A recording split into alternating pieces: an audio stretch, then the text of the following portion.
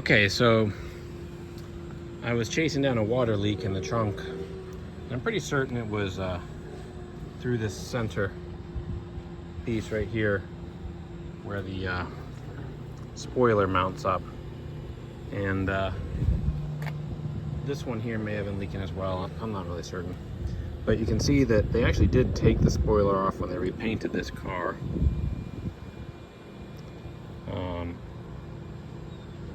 And the rubber is not only painted but kind of shot to bits, and also, well, frankly, some of it's missing, it looks like, and really not certain about the rest of it. But wondering if anyone can give me a suggestion for what you use to replace that.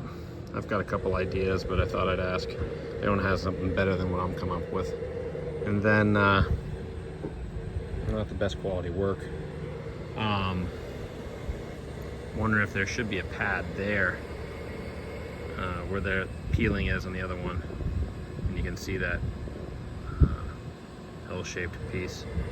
And also I did notice that the pin, once I got this off, that holds this piece in the center down, so far as I can tell, is really just one of these trim pieces. And this isn't exactly the right piece, but they worked for the door panels, and it was the closest thing I could find locally, and I'm thinking it'll work here. Probably a little bit of RTV just to seal this up better, and I can get this back on there. But again, if anyone has any suggestions about the about what to use for the rubber padding here to keep it from sitting on the paint, I'd appreciate it.